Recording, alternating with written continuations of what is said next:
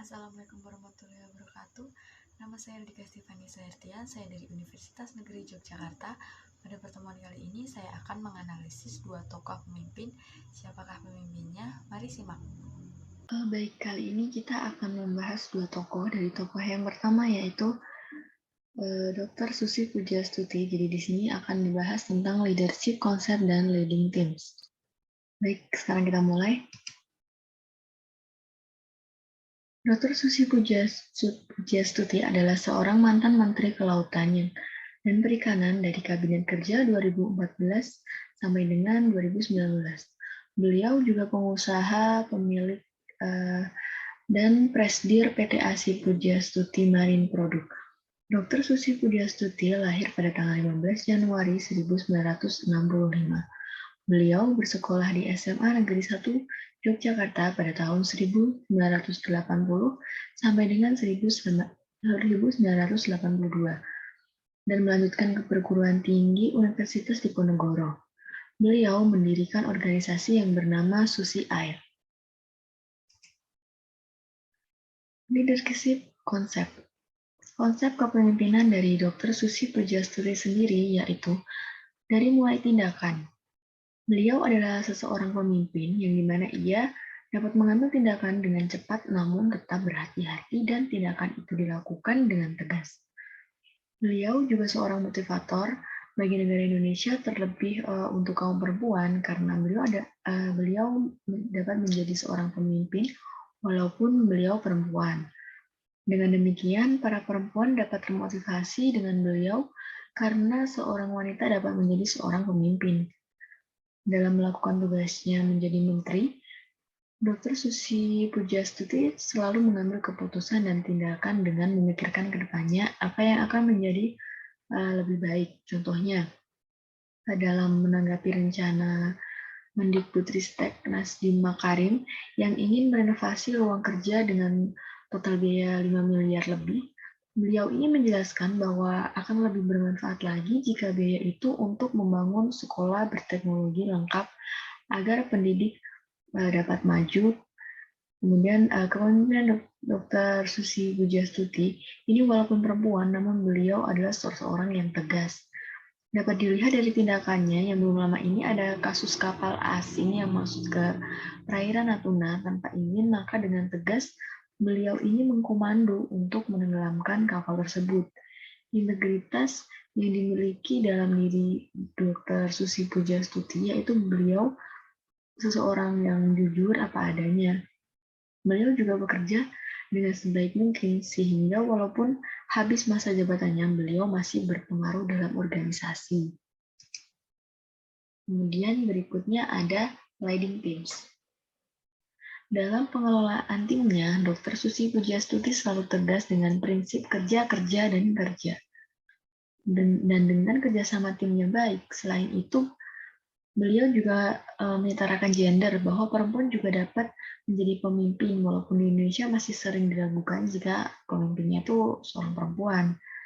Namun bersama timnya atau organisasinya, Dr. Susi Pujastuti membuat beberapa kebijakan seperti penghentian sementara atau moratorium, itu perizinan usaha ikan tangkap di wilayah pengelolaan perikanan negara Republik Indonesia, usaha perikanan tangkap Indonesia, dan disiplin negara aparatur sipil negara di lingkungan KKP dalam pelaksanaan kebijakan penghentian sementara perizinan usaha perikanan tangkap, batasan penangkapan lobster, dan larangan penggunaan alat penangkapan ikan, pukat hela dan pukat tarik di wilayah pengelolaan perikanan negara Republik Indonesia. Itu untuk tokoh yang pertama, dan kita akan lanjut ke tokoh yang kedua. Baik, tokoh yang kedua adalah Susilo Bambang Yudhoyono. Jadi untuk materi kali ini, kita akan menganalisis pemimpin berdasarkan konsep. Langsung saja. Jadi untuk pertemuan kali ini ada 6 pokok bahasan. Yang pertama ada theory of leadership, yang kedua ada conflict of negotiation, yang ketiga ada power of politics, yang keempat ada leadership mind and heart, yang kelima ada followership, dan yang keenam ada decision making.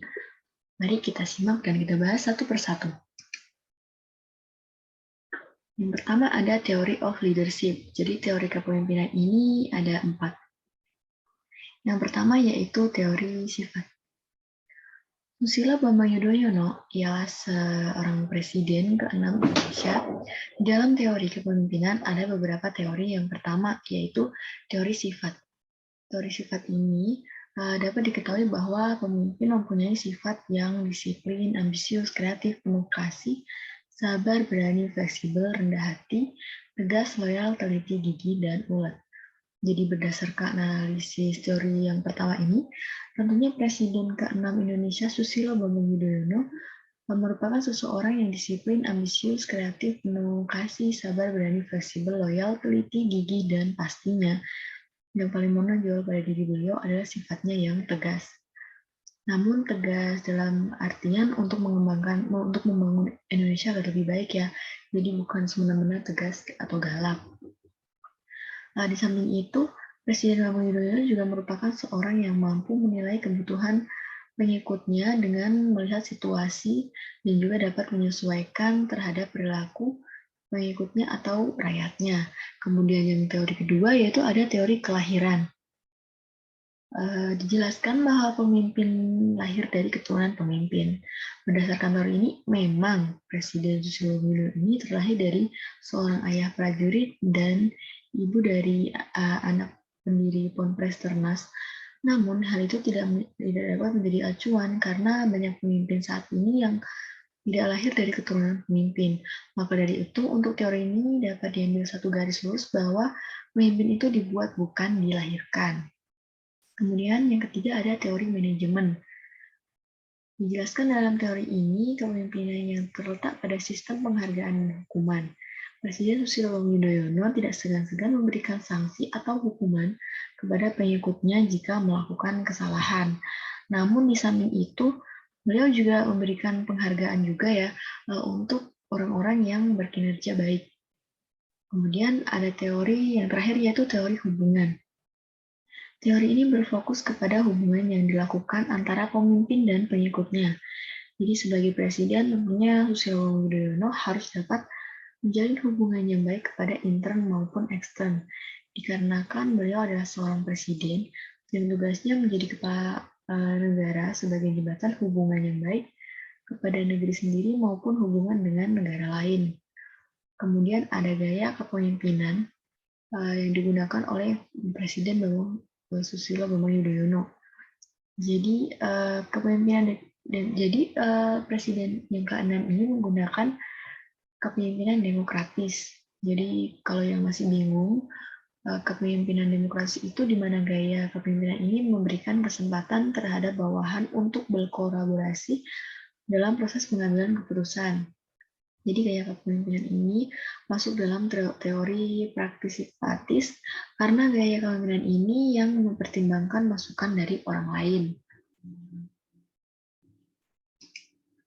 Kemudian yang kedua ini ada conflict of negotiation ya. Konflik ini merupakan hasil disfungsional yang dihasilkan dari komunikasi yang buruk, kurangnya keterbukaan dan kepercayaan antara orang-orang, dan kegagalan pemimpin untuk tanggap terhadap kebutuhan dan aspirasi karyawan mereka. Dalam pandangan tentang konflik dipercaya bahwa semua konflik itu berbahaya atau harus dihindari ya. Namun dipertegas lagi dalam pandangan ini interaksionis tentang konflik yang mana keyakinan bahwa konflik ini bukan hanya kekuatan positif yang dalam satu kelompok ya, namun juga kebutuhan positif dalam satu kelompok untuk melakukan secara efektif. Jadi dalam menyelesaikan konflik yang ada di Indonesia, diambil contohnya yaitu dari konflik yang ada di Aceh. Presiden Susilo Bambang Yudhoyono ini menyelesaikan konflik tersebut dengan negosiasi.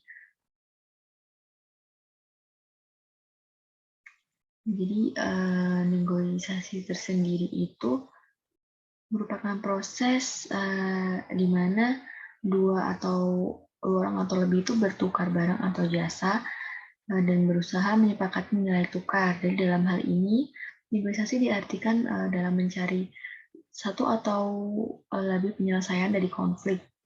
Jadi Presiden Susilo Bambang Yudhoyono ini melakukan penyelesaian konflik di Aceh yang bertahun-tahun tidak damai itu dengan dilahirkannya perjanjian Helsinki pada tanggal 15 Agustus 2005 yang diikuti dengan penetapan Undang-Undang Nomor 11 Tahun 2006 tentang pemerintahan Aceh. Menurut Presiden Susilo Bambang Yudhoyono, perang ini bukanlah penyelesaian ya jadi konflik. Namun penyelesaian sendiri dapat dilakukan dengan bernegosiasi dan musyawarah. Jadi tahapan terakhir dari negosiasi yaitu memformalkan kesepakatan yang telah disetujui dan mengembangkan prosedur yang diperlukan untuk menerapkan dan memantaunya. Kemudian yang ketiga ada power of politik. Power itu adalah kekuatan atau kekuasaan didasarkan pada posisi individu dalam suatu organisasi. Jadi power dalam diri seseorang ini sangat berpengaruh atau dalam sebuah organisasi seperti halnya Susilo Bambang Yudhoyono ini sebagai kepala negara tentunya mempunyai kekuasaan tersendiri sebagai Presiden Indonesia yang ke-6. Presiden Susilo Bambang Yudhoyono ini memegang kekuasaan tertinggi atas Angkatan Darat, Angkatan Laut, dan Angkatan Udara. Di samping itu, kekuasaan Susilo Bambang Yudhoyono sebagai Presiden ke-6 yaitu dalam kekuasaan penyelenggaraan pemerintahan, kekuasaan di bidang perundang-undangan, kekuasaan dalam memberi gerasi, amnesti, abolisi, dan rehabilitasi, kekuasaan dalam hubungan dengan luar negeri, dan kekuasaan menyelamatkan negara dalam keadaan bahaya, dan masih banyak lainnya. Jadi di dalam politik ini, Presiden Susilo Bambang Yudhoyono ini bersama partai politik yang bernama Demokrat. Jadi kebijakan politik yang dilakukan oleh Presiden Susilo Bambang Yudhoyono yaitu mengamankan fiskal, kebijakan peningkatan dan optimalisasi penerimaan negara, penghematan energi secara total, kebijakan menggunakan gas domestik, terakhir yaitu kebijakan untuk meningkatkan investasi. Kemudian ada leadership, mind, and heart. Jadi seorang pemimpin ini mestinya tuh kan memiliki rasa emosional di dalam dirinya.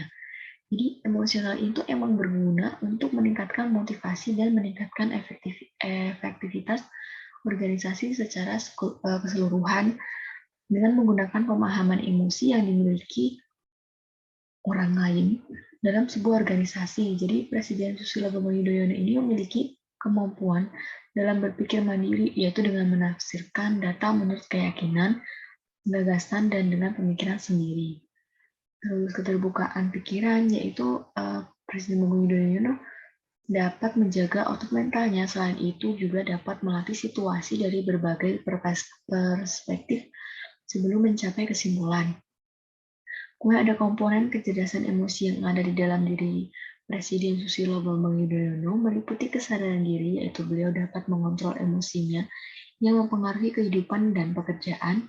Manajemen diri yaitu kemampuan beliau dalam mengendalikan emosi yang berbahaya, dan kesadaran sosial yaitu kemampuan beliau dalam memahami dan berempati kepada orang lain, dan manajemen hubungan yaitu hubungan beliau dengan orang lain dan dapat membangun hubungan yang positif. Kemudian ada followership. Jadi sebagai seorang kepala negara, Presiden Susilo Bambang Yudhoyono ini mampu menjaga keseimbangan dan motivasi diri sendiri, yang mana adalah panutan yang positif dalam membantu memotivasi dan menginspirasi para pengikutnya. Yang terakhir yaitu decision making, itu pengambilan keputusan yang dilakukan oleh Susilo Bambang Yudhoyono selaku kepala negara atau presiden dilakukan dilandasi dengan undang-undang yang berlaku serta pasal-pasal yang bersangkutan, karena segala hal sesuai yang bersangkutan dengan negara yang sudah diatur adanya. Jadi bukan karena beliau adalah seorang presiden dan beliau akan semena-mena mengambil keputusan, itu tidak, karena semua ada alurnya. Demikian yang saya dapat sampaikan, kurang lebihnya mohon maaf. Wassalamualaikum warahmatullahi wabarakatuh.